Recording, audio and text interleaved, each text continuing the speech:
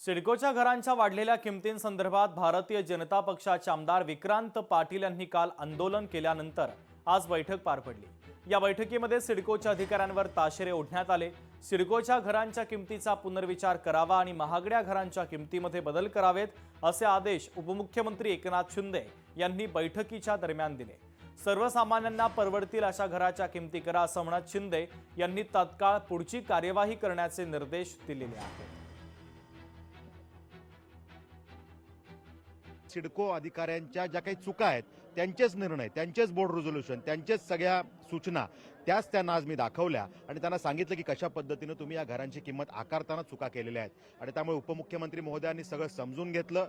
त्यांनाही अनेक विषय जाणवले की कशा पद्धतीने सिडकोनी चुका केल्यात, अधिकाऱ्यांनी चुका केल्यात आणि त्यामुळे त्यांनी या विषयामध्ये नाराजी व्यक्त केली, ताशेरे ओढले आणि त्यांनी त्या ठिकाणी या घरांच्या किमती परत एकदा ह्या विषयात तुम्ही वर्किंग करा आणि परत एकदा या घरांच्या किमतींचा पुनर्विचार करून तात्काळ माझ्याकडे या अशा सूचना दिलेल्या आहेत। जी काही घरांच्या किमती 70-80 लाखापर्यंत काही ठिकाणी आहेत, काही ठिकाणी 40-50 लाखापर्यंत आहेत, त्यामध्ये मी मागणी केलेली आहे की या घरांच्या किमती 30% ते 50%च्या मध्ये कमी व्हाव्यात।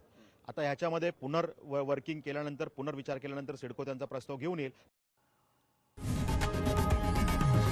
लोकशाही मराठी ऐका, पहा, जागरूक रहा।